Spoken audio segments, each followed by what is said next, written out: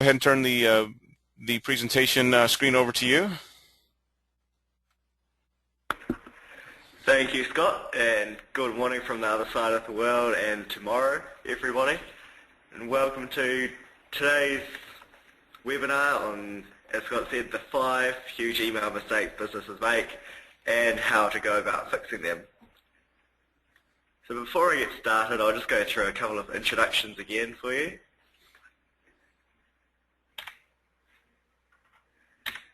So first of all, my name is Rob Hollier, and a couple of contact details. You can find me at rob@crossware.co.nz or on Twitter at Rob Hollier. And beside me, I've got our general manager here, Paul Graham. Similar email address, paul@crossware.co or .co.nz, and on Twitter at Lotus Kiwi.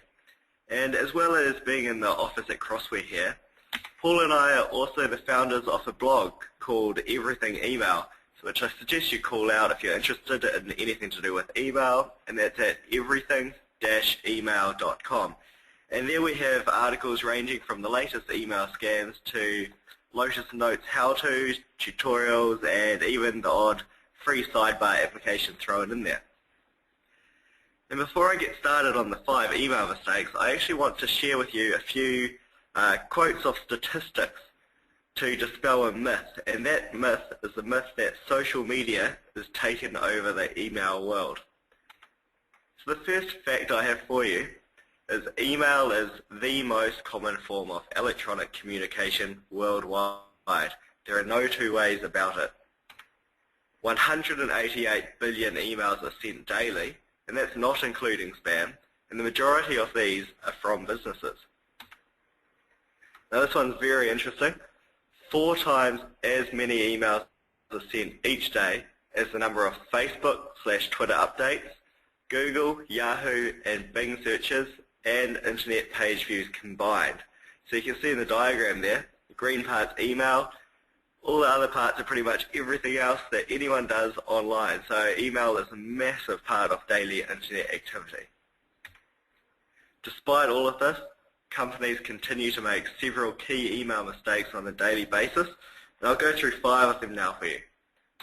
The first mistake we have is branding. Now, a company's brand image is globally recognized these days as its be-all and end-all. Your company spends hundreds of thousands of dollars on designing and maintaining your brand image, using logos, signage, business cards, and even elevator music to draw attention to its brand. The average business user sends and receives over 100 emails every day, and each one of these is representing your company. Just like your company's business cards, each of these emails should feature correct logos and contact details for your specific departments and individuals, since consistency is such an integral part of branding. So rather than putting all that money to waste, ensure that your company has professional email branding with consistent fonts, graphics, and disclaimers. The first lesson we have is don't destroy your own company's brand via inconsistent email signature design. Second, we have the mistake of management. Now, companies often implement email signatures in one of 3 ways. First of all, they don't enforce one. Anybody can sign off however they want. Second, they provide guidelines for a desired email signature and leave it up to the employee to follow them or not. And third of all, they tell IT support to set up an email signature on every single workstation, only to have it tampered with afterwards by the end user. Each of these methods leads to a lack of control of your company's email signature block, often leading to the CEO's disapproval. And in order to maintain a consistent look and feel across all your company emails, rather than having neon fonts and fairies, as you can see on the business card down bottom right, it's vital to take back control. Email signatures are best not left to the average Joe, so the mistake here, or the lesson learned, is don't leave your email signatures to the whims of your end users. A third mistake here is that of compliance. Does your company adhere to the email disclaimer regulations specific to the countries you do business with? If not, a company could be facing fines of up to $750 euro. I'm not quite sure what that relates to, about 400 US probably, per email.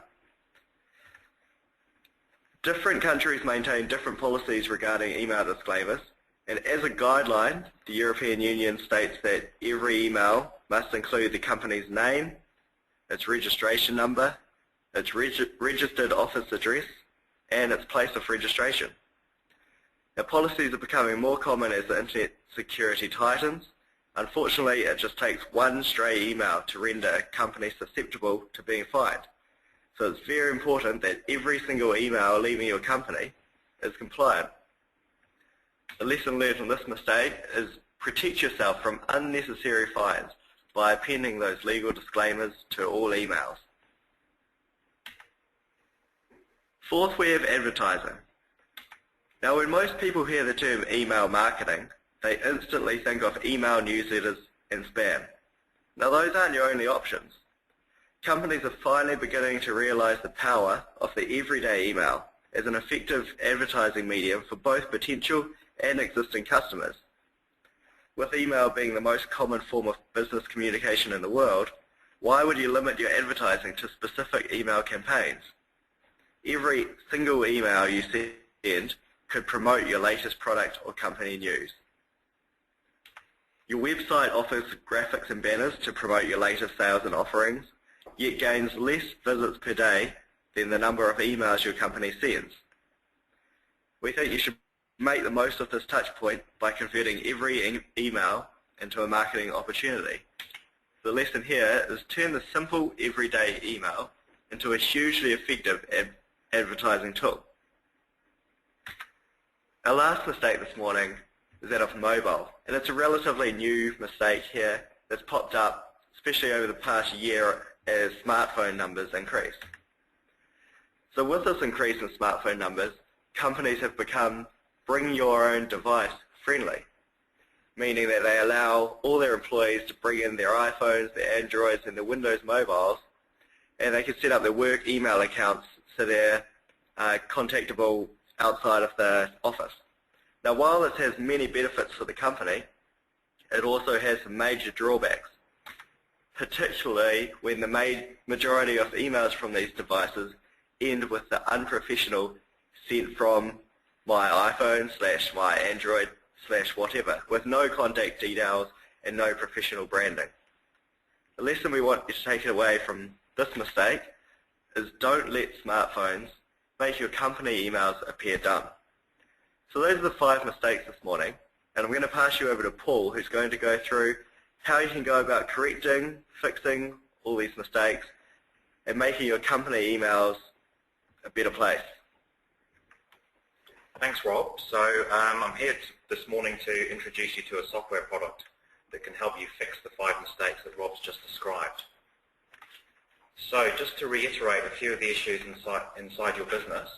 So first of all, you may have a problem around creating consistency in your email signatures. There's also a challenge for you about how you would actually go about implementing these signatures. So, needing some software that can help you to get the right logos, the right fonts, the right details on the emails, and the appropriate disclaimers. So there's a challenge there around how you actually go about doing this and how we get that signature design compatible with all devices. So if you think about, say, an iPhone, there's no facility on an iPhone to add a signature that has a graphic in it. So big problem for a business to get that consistency. The next thing is really how about going about making these things tamper-proof. So obviously, just in the same way that you don't let your employees design your company business cards, you wouldn't let them go in and start changing their own signature. So as a sort of guideline, organizations generally want a standardized signature block that's applied to the entire organization and have it so that the user can't change it. So the solution that we have is called Crossware Mail Signature. It's something that we've been selling for the last 5 or 6 years, and we have 400,000 Lotus Notes users around the world that are actually relying on our software to provide branding on every email they send. It's an extension manager add-on, so by that I mean it runs as part of your Domino server. So the great advantage there is there's no need to buy additional hardware. There's no need to have your emails routed outside of your organization, which is obviously a security risk. Everything stays on-premise and can be installed on your existing hardware and Domino server. It runs as a extension manager add-in, so if your organization is currently running an antivirus product, it works in a similar way to that, where we actually intercept and process emails and then deliver them. It can help with email branding, so allowing you to put your company logo on your emails. It can help with advertising, so we can actually add promotional banners that might link to your company website. And we actually support things like Google Analytics as well, so we can track the effectiveness of those adverts that we're adding to the signatures. And finally, it helps with email compliance. So if there's a disclaimer or disclosure law that applies in your country, simply add that disclaimer to the bottom portion of your signature, and it's all taken care of. So the solution is device agnostic, so it's a great product. You install it once, create your signature, and then it's compatible with everything. So by that I mean it works with Lotus Notes, and it works with Lotus iNotes, of course. Works with a BlackBerry, works with an iPhone, works with Android. In fact, it works with anything that can send emails through your Domino server. It also works with applications. So if you've got Notes applications which are using Lotus script or app formulas to send messages, they're covered as well. It's platform agnostic, so we've actually cross-compiled the software. So not only does it work on Windows, it works on Linux, AIX, iSeries, Z-Series, etc. So no matter which platform your company's on, we support you, and if you change platform in the future, we'll support you as well. So five-step approach to how the product works. So the first step is that the user creates an email on their device. So Rob will show you in a second a slide which outlines how this exactly works, but essentially the user creates an email, and that email is unbranded. So just in the same way that when you open the Notes client, if you don't have a signature defined, your email is unbranded. So you would type, hello, this is my email. When you hit the send button, the email then is delivered to the Domino server. Now, what we do is the crossword task actually grabs the email just about at the time it's about to enter mail.box. And right at that time, the process kicks in. So what we do is the crossword task grabs the email, and we look at who the sender is, and we look at the email itself, and we look at the merge fields within the signature that's required for that user. So we try and compile everything on the fly. So you'll see at the bottom of the third step, there's a slightly blurry picture there of a signature design. Inside that are actually some merge fields which are similar to say a mail merge in Microsoft Word. So those fields contain information like first name, last name, and job title. And what we're able to do is actually pull that information dynamically from your Domino directory. It could be from your HR application, or it could be from an LDAP source, or if you're running Active Directory, we can pull it from there as well. And what we're able to do is actually compile all of this information, place it into the signature, place the signature into the email, and then pass the email on to the router. And then the router then delivers to the recipient. When the recipient opens the email, they'll see that the text that you've typed is at the top, the company branding is below, the relevant advertising, and the email disclaimer at the bottom. So I just wanted to go through some tips around best practice for signatures. So obviously Rob and I are dealing with customers on a day-to-day basis, and part of what we do is some consultancy work around helping organizations to design the perfect signature. And we're obviously noticing market trends and seeing what, I guess, high-profile organizations that really care about branding are doing with their emails. So the first trend that we've seen is the use of headers. So in the old days, you had printed letterhead. It seems that that is now back. So we're seeing organizations that are actually putting branding at the top of their emails. And I guess the reason for doing this is obviously when you open an email, the first thing you see is that brand. And that gives a really powerful message. If it's a trusted brand, it makes the user want to keep reading. On the right-hand side, we've actually got a link as well to the company's website. So rather than having the link at the very bottom, which might get missed, place it right at the top. Next thing is we've got the need to have correct names and obviously positions on all emails. So that gives you, a fair idea about who the person is and whether you should trust the content of the email. So obviously in this case we can see that Bob is the CEO, so obviously very important. Maybe we should actually read this email a bit more carefully. Our tool actually is great because obviously it can pull dynamic information from your directory. So for example, if Bob was actually promoted yesterday from VP to CEO, instantly his signature would actually reflect that. On the right-hand side, we've got contact information. So obviously, you've got emails. It's more and more important for people to actually have the correct phone numbers, especially these days with things like smartphones. So in the case here, if you receive this email on your smartphone, you could scroll down and actually just click on the phone number, and it would dial the sender straight away. We've also got the increasing trend of obviously social media. So organizations are investing not only in their website but in their whole social presence. So they're using technologies like Twitter, LinkedIn, Facebook, Pinterest, all those sorts of technologies. And it obviously makes sense to promote those. Obviously social media only works if you've got followers and people actually monitoring what you're doing online. So obviously you need to take every opportunity you can to try and promote your social presence to everybody receiving your emails. At the bottom we've got a promotional banner. So this is an initiative where BRAND is actually promoting a new airline service that they're doing, and they're saying, take your branding sky high. So basically if you click on this, it will actually take you to the organization's website. So we were able to use one of these banners to actually promote products and services. If you click on this, we can actually also add Google Analytics tracking, so we can actually determine whether or not the advert is effective, and obviously it's a great way to promote traffic to your website. At the very bottom we've got a disclaimer. So in this case we've got a statement saying that if you receive the email, it's our intellectual property and don't copy or print. But your organization probably has their own disclaimer, so just place that at the bottom, and you can be sure that every email that you send is covered. So just wanted to jump onto a demo. We've got some slides here just to give you an idea of what the user experience is like and what the software is like to manage. So first of all, Crossware is actually managed using a single Lotus Notes application.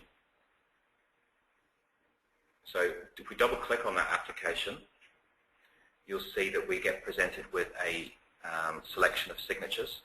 Now the software is quite flexible and allows you to have different signatures for different groups or different users in the organization. So in the example that you might have different divisions or different sub-brands within your organization, that's not a problem. We can work on it at a granular level and actually allow you to add multiple signatures and use the Domino address book to control which users in the organization get which signatures. So if we just double click on one of the signatures, you'll see we're presented with a simple user interface. You can see at the top there it's got signature type of group. So one thing Crossware can do is it can work as a default signature. So if you click default, it means that all users in the organization get the same signature. If you select group, it means just a subset of users get this specific signature. So you can have multiple groups, or you may choose, okay, we want to buy the software, but we only want it for our sales team.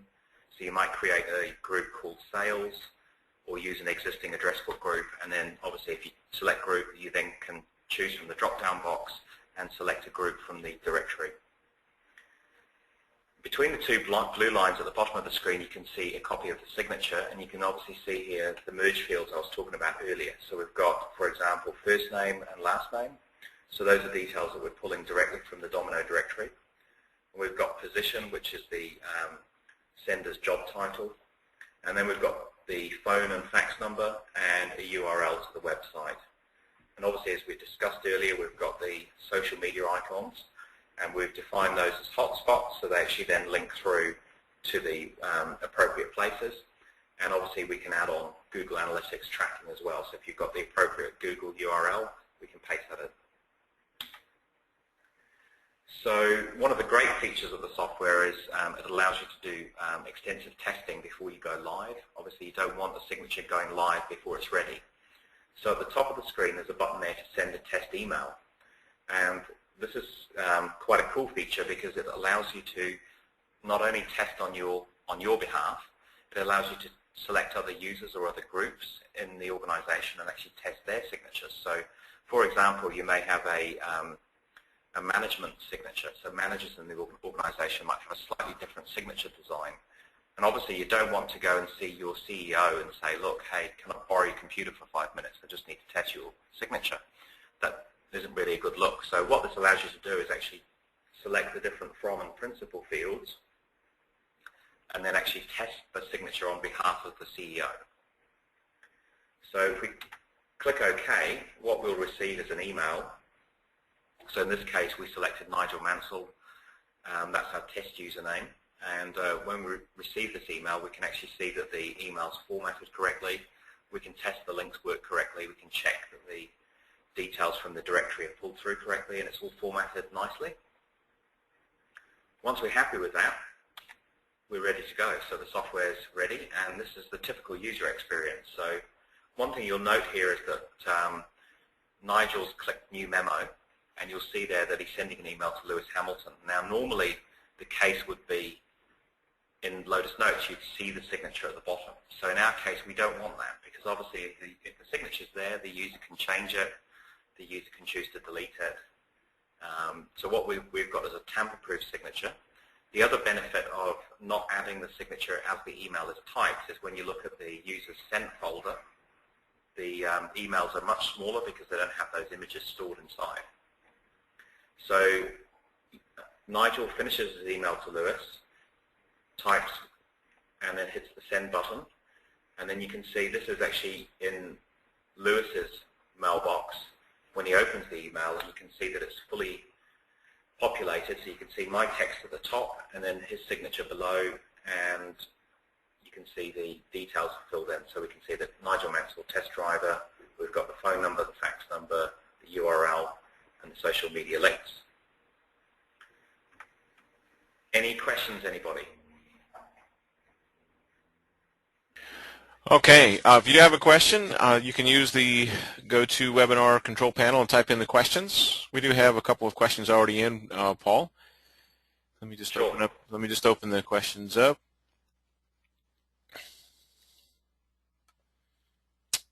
I apologize. I think I closed it out and I can't even see it now. Give me 1 second to open this back up.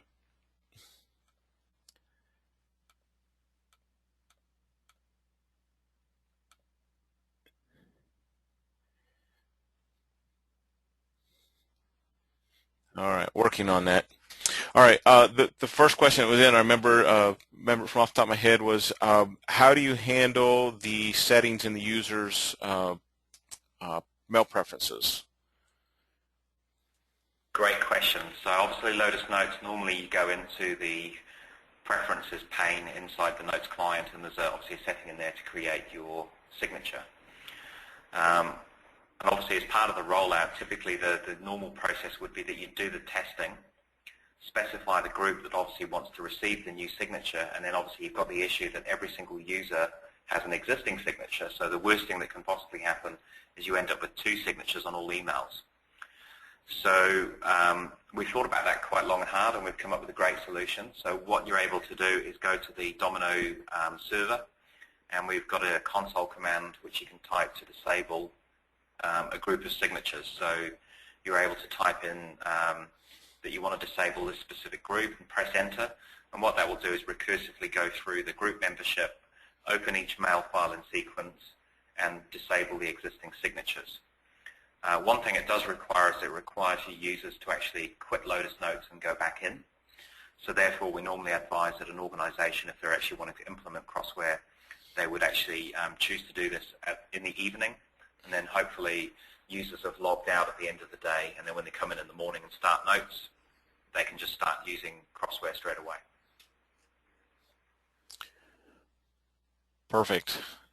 All right. Another question is if we have two separate divisions in our company, which we do, how can we set this up so that the right users get the right branding? If we only have one mail server, that's what they're saying. So.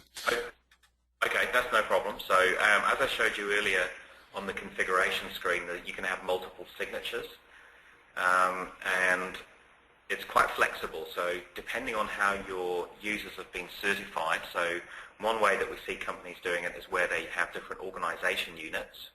So they may have a organization that might be called sales/IBM, and they might have another organization called marketing/IBM, something like that. So if the sales team and the marketing team wanted a slightly different signature, basically you're able to use a wildcard. So you could actually use star/sales/IBM as your group name, and Crossware will actually pick up that that's an organization unit and actually apply the correct signature to the correct OU. If you don't have your users certified in that way, then you would need to use address book groups. So just create in the Domino directory a group of people that want a specific signature, add those users, and then assign that to the first signature, and then create your second signature and assign the second group to that. And that's it, taken care of. All right, easy enough. What about generic or fake senders such as do not reply at company.com, which doesn't really have a person document in the directory?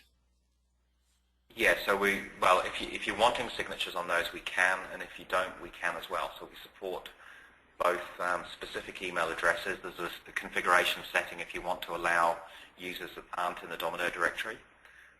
By default, that's disabled, but we can enable it.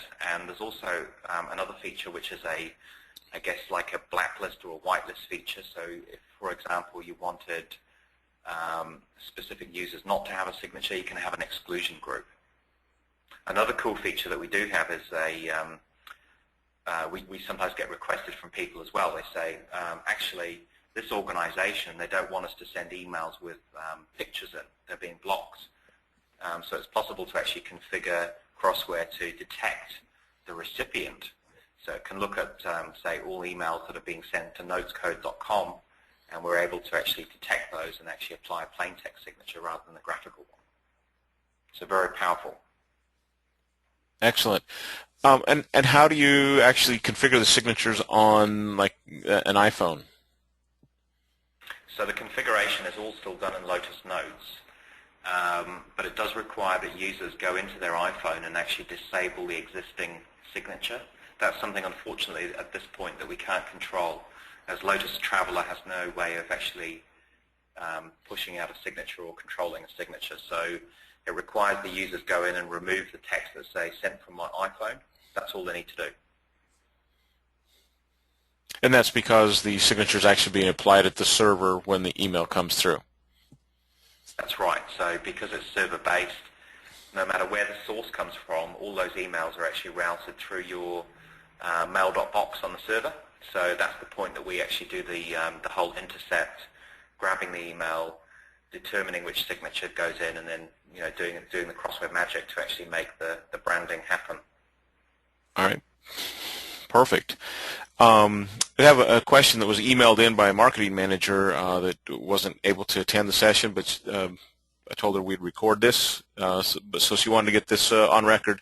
And she asked if they're using Google Analytics to track their website traffic, can they measure traffic that is coming from URL that's in their email signature that they configure inside of Crossware? Yes, so throughout the presentation, Paul mentioned Google Analytics briefly a few times, and one tool that Analytics provides is actually the Google URL Builder. And with this, you can set up your signature images and the social media and your URL to have a URL that actually contains special content and campaign keywords. Now, if you go to your Google URL builder, you enter, say, facebook.com/notes code, and then you can choose your campaign and say it's email, or you can choose your medium and call it your email signature, and select a campaign keyword, and you can even give that, say, a different department keyword if you've got different signatures and you really want to be able to watch who's clicking on what signature hyperlinks. And this will appear in your Google Analytics under campaigns, and you can go in there and it will show you exactly which images and which signatures have been clicked. So Google URL Builder is the key thing there. That's how you can set those specific URLs up. Okay, excellent. Yeah, I know that was a big big question for this marketing manager, so it's good to know. A couple more questions still. Do you have a few examples of great crossword signatures? We do, actually, and we have a white paper that we could send around. So perhaps, Scott, if we can send that to you after the presentation, you could forward that to everybody that attended today. Yep, we can do that, and I can also send out an email to everybody from one of the Crossware email accounts now that we have that new header example in there in the signature. I think that's a great example.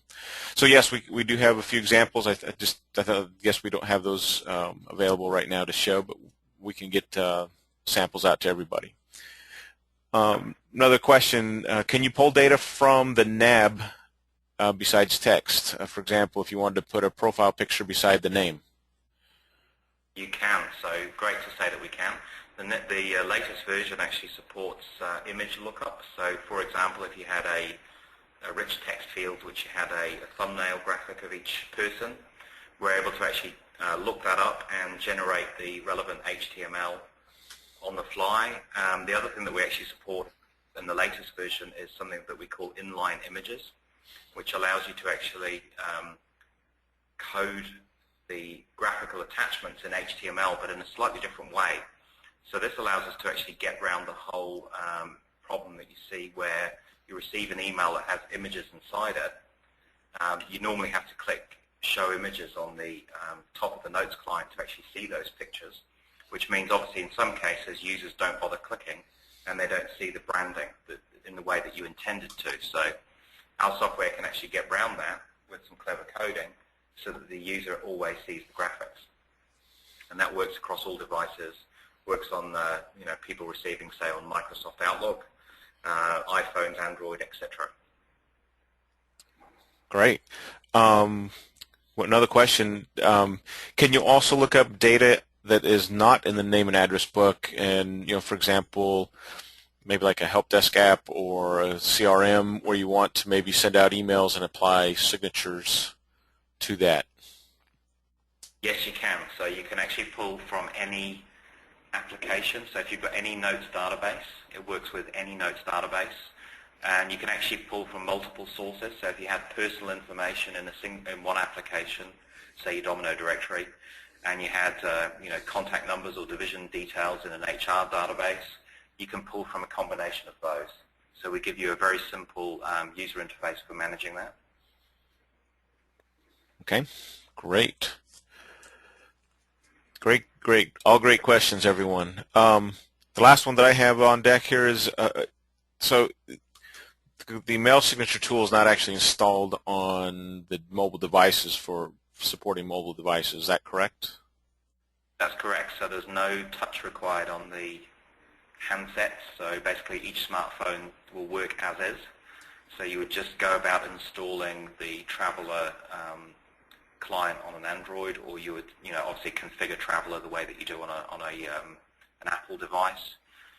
Just follow through the steps, and then the signature will be immediately active. So just to reiterate, you need to though go in and remove the sent from my iPhone text. The other thing that obviously saying that there's no changes required is also the same in the Notes client. So obviously if you're rolling out for 10,000 users, the last thing you want to do is have to go around to each workstation to install some software. There's absolutely nothing to be installed. So that single server install will actually cover all your clients. Excellent. Does it require a modification to the mail template? No, absolutely not. One thing you might want to look at doing, though, is using a policy. So there's a setting on the server where you can actually disable email signatures and prevent users from actually configuring a new signature. So that can be done via a policy. All right, perfect. Okay, last call for any questions. It looks like we've had a good question and answer session, and Paul and Rob, certainly appreciate you getting up so early in the morning to do this webinar, and it's been very informative. Again, it's so easy to overlook the fact that emails are every day in our face, every day presenting to our customers and to our our image to the outside world. So this is something that's definitely important to have our signatures and branding done properly. Okay, no additional questions. Paul, Rob, we'll give you the last chance to wrap up. Thanks everyone for listening in this morning or afternoon your time. We've got just a final slide, which we've got more information. So we've got our organisation's website, so you can visit us at crossware.co.nz. Also, Scott, if anyone's interested, we have a free trial available. So I've put your email address. I hope that's okay. That's fine. So if you email Scott@notescode.com, we can send out a trial key and give people time to actually evaluate the software on their own server. It's very simple to set up and configure. It only takes 10 minutes. Excellent. I'll be happy to do that. So if anyone does want a demo, just send me an email and I'll help them get it arranged for you. Great. Fabulous. Well, thank you very much for your time. And thank you, everyone who's attended today, for your time out of your busy schedule. And we look forward to seeing you at the next webinar. Thanks, everyone. Thank you.